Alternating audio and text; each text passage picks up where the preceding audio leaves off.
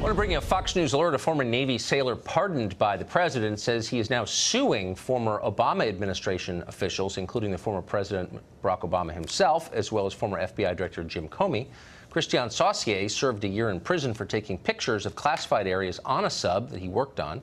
He says the officials responsible for prosecuting him went easy on Hillary Clinton, who also mishandled classified information, but of course never served time or was charged for that. His lawyer says they plan to highlight the differences between Clinton's treatment and his. Well, after more than a year of wasted time on the fantasy of Russian collusion in the 2016 election, there's still no evidence that any of it actually happened. That doesn't mean that lives haven't been destroyed. Many have been, beginning with George Papadopoulos, who at the time was a 28-year-old unpaid advisor to the campaign. He later pled to a charge of making false statements to federal investigators looking into Russia. He has not yet been sentenced. Simona Magiante Papadopoulos is his wife, and she joins us tonight. Mrs. Papadopoulos, thanks for coming on. Thank you for hosting me. Good evening. So you married your husband after this investigation began, after he'd become famous for his purported collusion with Russia. You're confident he did not collude in any way with the Russian government? I know he did not, and actually one of the reasons why I'm here tonight, and thank you for hosting me, is to set the record straight about George, in particular in response to James Comey statements on national TV recently, in which he says that George tried actively to obtain emails on Hillary Clinton. This statement is completely false. George never had any interaction with the Russians. He has never been to Russia either. He doesn't speak Russian, never talked to Russian officials, yet is apparently at the origin of the Russian investigation. This is quite paradoxical for me. So my understanding is that all of this begins in March of 2016 when he's approached in London by a Maltese professor who has since disappeared with the offer of information from the Russians. What has happened to that professor, do you know? Well, I know personally this professor because I used to work with him. The fact that he completely disappeared is very suspicious, but what I know about this meeting between George and the professor is that he was talking casually about an information that was already in the public domain at the time they met, and it was about emails on Hillary Clinton. We have to understand he was talking about email on Hillary Clinton and not about the DNC emails. Right. So it's a completely different topic. It was a gossip conversation, very casual, that George voluntarily reported to the FBI at the time of their interview, and it became apparently the reason why people think he is at the origin of anything so-called collusion, but actually never colluded with the Russian. He didn't do anything in Russia. Even his job, his work was completely focused in the Middle East, in particular in Israel.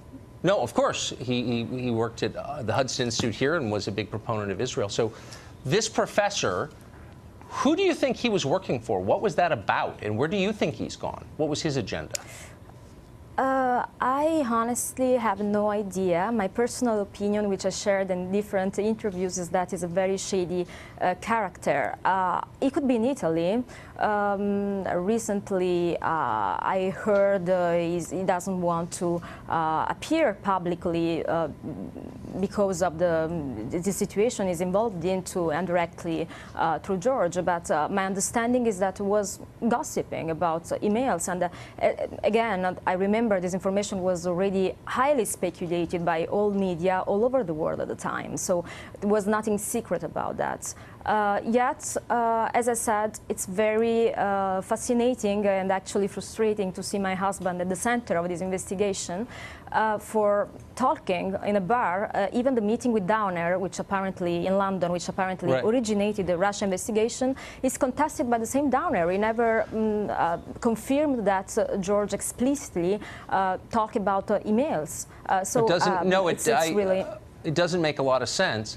Where is your husband now? He's under a gag order, is my understanding, awaiting sentencing. Is that right? Yes, he's awaiting sentencing. That's why I think it's very important to set the record straight right now, because there are a lot of misunderstanding about his situation, about his role. I used to say that his role is very important. I used to compare him to John Dean. I never meant to make this comparison in the sense that would lead to the president impeachment. Actually, I think Right. it's a key role because he has been approached by many different characters that, let's say, spies. He has been the victim of many setups, not only Hopper, other setups, and I'm sure he will be happy to share this information when the time is right. Do you think that your husband's going to prison? I honestly, I know how much dedicated and committed was in the Trump campaign. I know he did an excellent job. I know he's because of this incident, his freedom is challenged. So I trust and hope and I ask to President Trump to pardon him. I hope he will. Okay. Ms. Papadopoulos, thank you very much for coming on. I appreciate it. Thank you. A couple of years ago, while nobody was watching, the Obama administration changed the hiring standards for air traffic controllers. Suddenly, being unemployed and bad at science got you more points on the test than being a licensed pilot. The new system is dangerous and insane. Why won't anyone from the FAA come on this show to defend it? We've got new information on that next.